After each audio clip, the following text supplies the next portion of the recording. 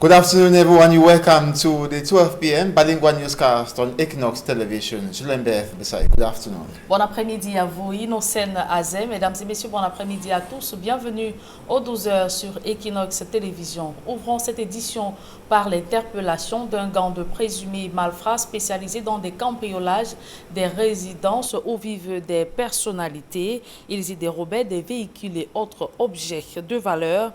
Après de multiples plaintes des victimes, les présumés membres de ce gang ont été arrêtés lors des investigations menées par la police judiciaire. D'autres précisions dans ce reportage de Joël Essengue et Gizogo. Ce gang de malfaiteurs avait le beau rôle jusqu'ici en multipliant les agressions et les vols dans la capitale Yaoundé. Mais la police vient de le mettre en déroute suite aux multiples plaintes qu'elle a reçues depuis février 2021.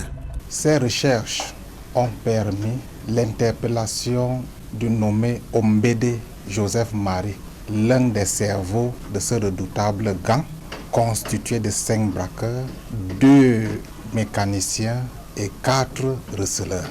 C'est ainsi que la direction de la police judiciaire a pu mettre en nu une véritable caverne d'Ali Baba.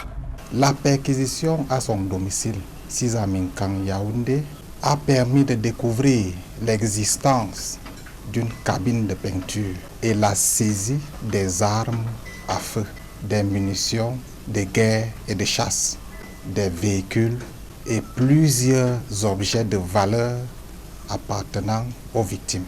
Comme l'explique la police judiciaire, la mécanique de ce gang était bien rodée. Il s'agit d'un groupe bien organisé où chacun a un rôle précis. Les braqueurs ciblent les victimes pour l'essentiel des personnalités qu'ils suivent et attaquent ou opèrent par surprise, les ligotent, les violentent pour les déterminer à coopérer. Les mécaniciens, quant à eux, sont chargés de la transformation des véhicules volés. Les receleurs chargés de la garde et de l'écoulement du butin. Dans les locaux de la police judiciaire à Yaoundé, l'exposition du butin emmagasiné par ces présumés malfaiteurs donne une idée de l'ampleur de leurs opérations délictueuses.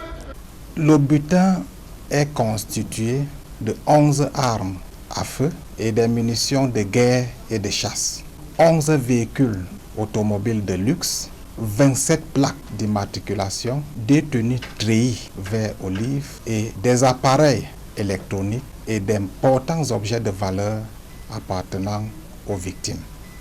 Au total, ce sont 11 présumés braqueurs qui ont été interpellés par la direction de la police judiciaire. Un d'entre eux est encore en cavale, mais la police s'est dit déterminée à le mettre rapidement hors d'état de nuire. Des ex-employés du chantier naval et industriel du Cameroun prennent d'assaut l'entrée principale des services du Premier ministre. Venus de Douala, ils dénoncent le blocage du dossier de paiement de leurs droits sociaux, après leur licenciement pour motif économique.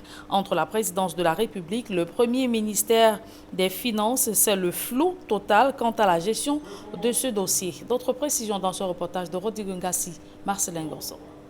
Ils savaient que la police leur sauterait dessus. Aussi ont-ils investi l'entrée principale des services du Premier ministre dès les premières heures de la matinée.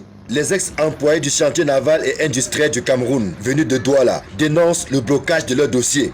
Depuis 2019, nous tournons, on dit allez faire ceci, faire cela. Le ministre des Finances dit qu'il manque ceci. On produit. Après, il dit que l'expression que le négociateur a eu à utiliser ne cadre pas avec la loi du Cameroun. Au lieu d'écrire pour que les choses soient facilitées, mais parce qu'ils ont leur réseau et nous ne faisons pas partie de ce réseau. Et nous sommes le bas peuple, comme ils disent, ils peuvent nous écraser comme ils veulent. Les manifestants en veulent particulièrement au secrétaire général des services du Premier ministre, qu'ils accusent de ne pas jouer franc jeu, alors même que la présidence de la République a donné le feu vert pour une résolution définitive de leurs problèmes. Le ministre même des Finances nous a dit d'aller chercher le haut kéché, le père de la nation, et nous nous sommes rendus là-bas en date du 29 septembre 2020.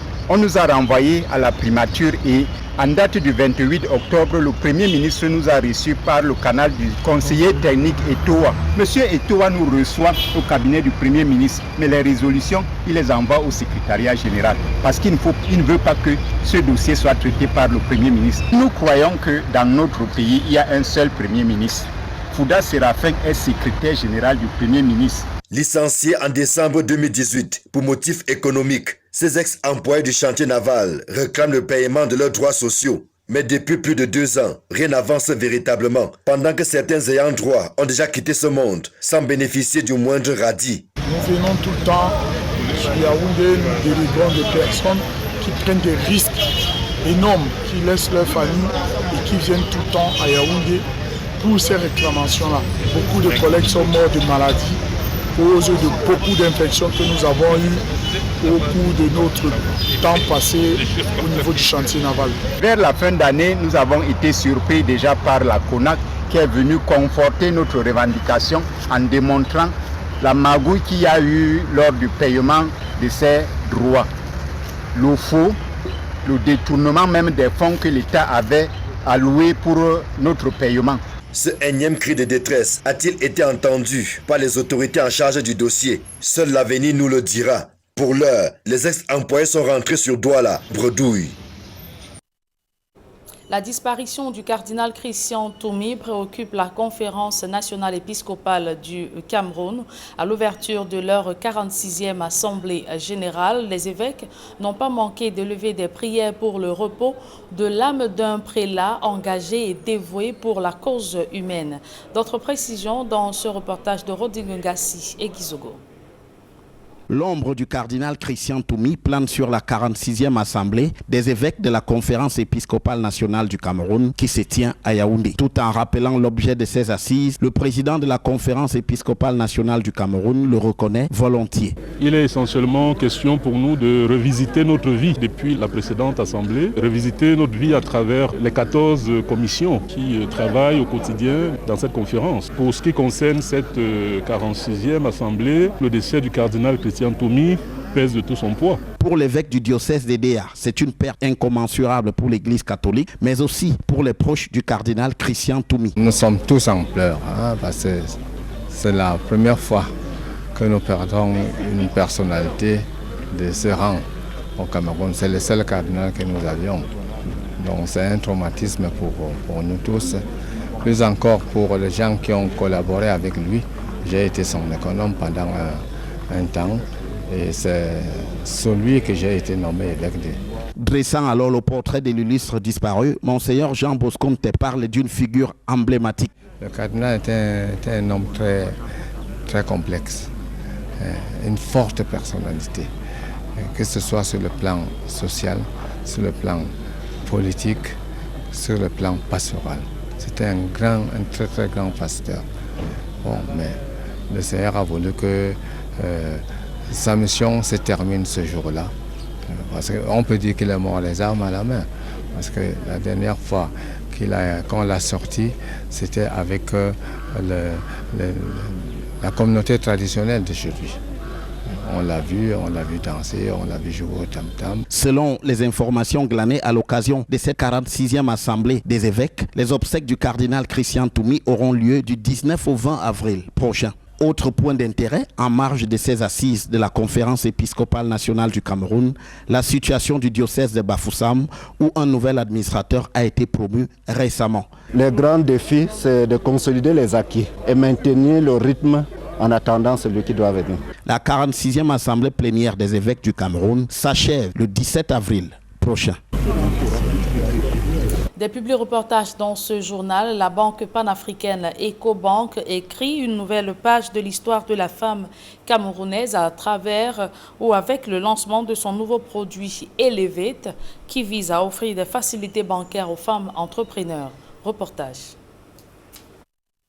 Ecobank, la banque panafricaine aux côtés de la femme entreprenante. À travers le lancement de son tout dernier programme Elevate, mis sur pied pour promouvoir l'entrepreneuriat féminin au Cameroun.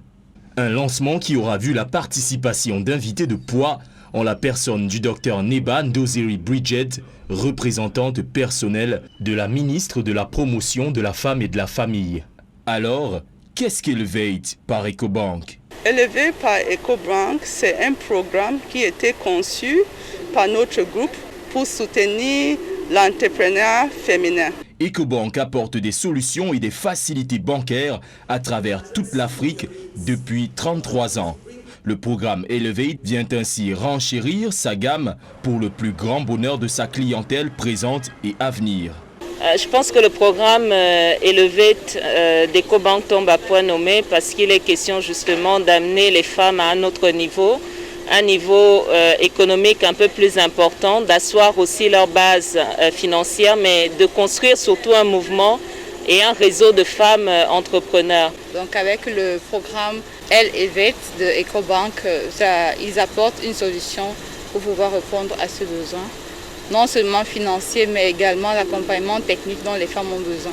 Mais qui peut bénéficier du programme Elevate par Ecobank? Il y a plusieurs types de personnes qui peuvent bénéficier de ce programme. D'abord, les femmes qui gèrent les entreprises dans tous les secteurs. Les entreprises qui ont dans les conseils d'administration plus de 30% de femmes. Les entreprises qui donnent les services ou produisent les produits focalisés sur les femmes. Donc il y a plusieurs types de personnes qui peuvent bénéficier de ce programme. De plus, la banque panafricaine numéro 1 dans les offres bancaires digitales à travers ses différents packages Basic, Medium et Premium. Élevé par Ecobank, c'est également un accompagnement de choix avec des formations à travers la Ecobank Academy pour les femmes qui décident de se lancer dans l'entrepreneuriat. À travers son nouveau programme Elevate, Ecobank résolument panafricaine offre des opportunités de choix à la gente féminine pour continuer à écrire l'histoire de l'Afrique à travers la femme. Et l'École supérieure des sciences de la finance, de l'assurance et des risques ESFA lance un recrutement en son sein. Il s'agit d'une opportunité de bénéficier d'une formation de pointe dans des domaines innovateurs. Reportage. L'École supérieure des sciences de la finance, de l'assurance et des risques ESFA n'en finit plus de faire valoir son savoir-faire. Spécialisée dans les enseignements en actuariat, statistique et big data, en ingénierie financière et en système d'information, cette école d'enseignement supérieur organise un concours d'entrée dans ses niveaux 1 et 3, puis en Master 1 le samedi 24 avril à Yaoundé et à Douala. Pour son directeur général, accéder au sein de l'ESFAR, c'est s'ouvrir les portes pour des lendemains meilleurs en termes de formation et d'entrepreneuriat. La professionnalisation, la culture d'entreprise et l'entrepreneuriat sont au cœur de notre stratégie. Cela se traduit par une forte présence des entreprises dans nos formations, mais également par les sphères incubateurs, une structure qui permet à nos étudiants qui ont des projets de création d'entreprise de pouvoir les réaliser à la fin de leur formation. Pour s'assurer que ces objectifs sont atteints, de solides partenariats lient l'ESFAR à des universités réputées dans le monde. Nous nous inspirons des meilleures universités dans le monde pour doter le Cameroun d'une école de niveau international. C'est le sens même des partenariats que nous avons avec l'université Paris-Dauphine et l'université de Nice-Côte d'Azur en France. De fait, la nature des enseignements dispensés conforte cette idée. Ces cours sont dispensés soit en présentiel, soit en ligne. Surtout nos infrastructures. Les infrastructures dont je parle, c'est quoi? C'est Internet à haut débit, bibliothèque numérique, des équipements spéciaux pour les cours en ligne et les travaux pratiques. Et tout ceci est coiffé par une discipline de fer. Autre atout de l'ESFAR, sa capacité à combiner à la fois des cours en présentiel sur son campus de Yaoundé et d'autres en ligne dispensés par des enseignants tels Didier Fèvre de l'université Paris-Dauphine et le docteur Habib Sidi, chercheur à l'Institut national des recherches en sciences et technologies du numérique, INRIA, à Paris également. Cn plus 1 divisé par 1 plus R à la puissance n égale 1. Génératif qui le nom du fait qu'il modélise la manière dont les données d'entrée sont générées. Pour ceux des étudiants déjà à l'ESFAR, c'est tout bénef d'en faire partie. Les enseignements sont pour le moins parfaits. Et en ce qui concerne les enseignants internationaux, nous avons ceux-là qui travaillent dans des compagnies d'assurance en France, mais également ici au Cameroun. À l'ESFAR, le cadre d'études est vraiment favorable et agréable pour les études. Nous avons aussi un personnel très engagé, des enseignants très compétents. Reste que les nouveaux venus les y rejoignent après le concours du samedi 24 avril 2021. Pour les informations complémentaires relatives au concours d'entrée à l'ESFAR, consultez le site www.esfar.com.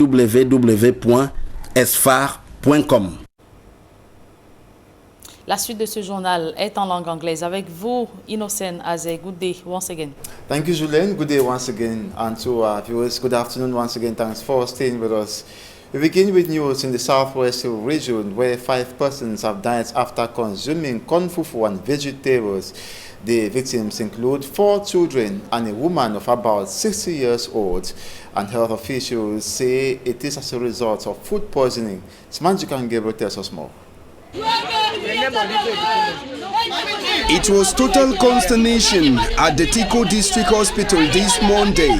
The hospital premises was filled to capacity after 3 kids and a woman of about 60 years old died after consuming fufu, corn and vegetables, then drank palm wine.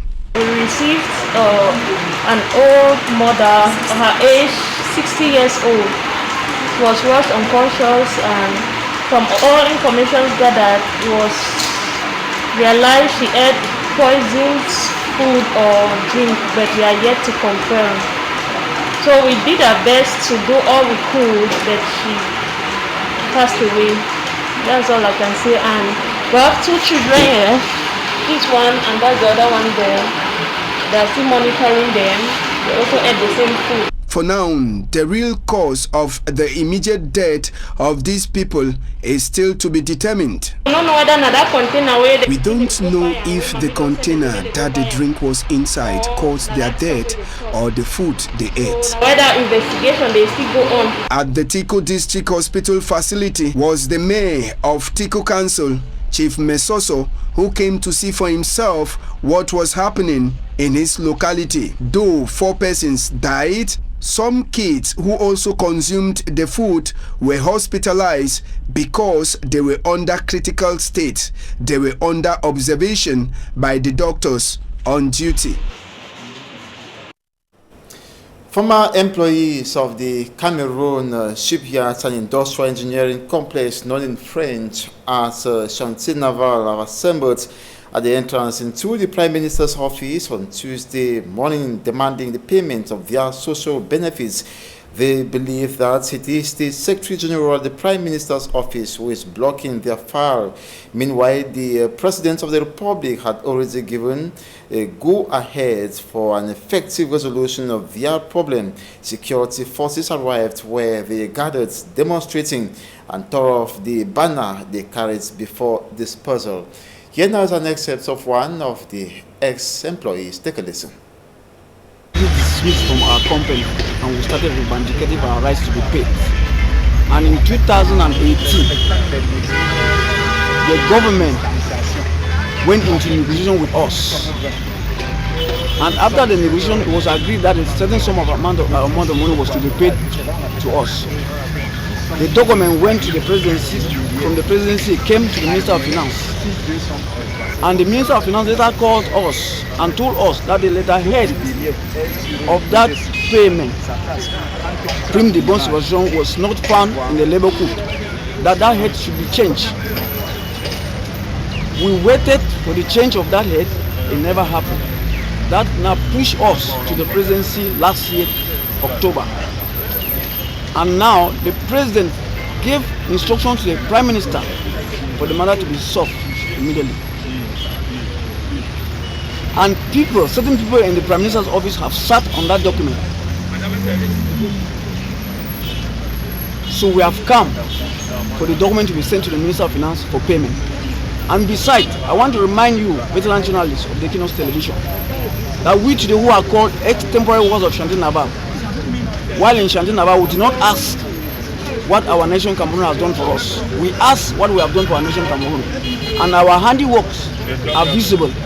We were those that immediately intervened for a temporary bridge construction at the Bungu Bridge.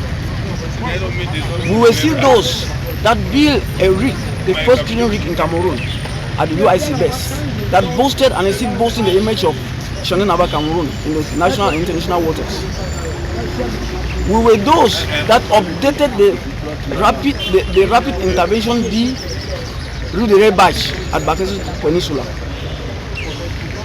We want our money to be paid. That is what has brought us here today.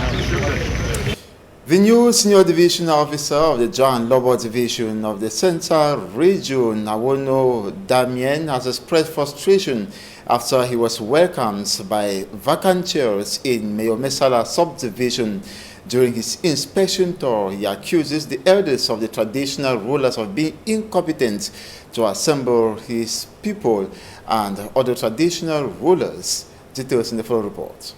The new divisional officer for the John and Lobo Division of the Central Region witnesses an unbelievable scene during his tour in a locality in Mayomesala Subdivision. The SDO, Awono Damien, feels the population and some traditional rulers boycotted his presence as he was welcomed by vacant chairs. You have blocked your people. Some traditional authorities absent. What can justify? Frustrated by what he sees, the SDO speaks to the elders of the traditional leaders to understand what is happening.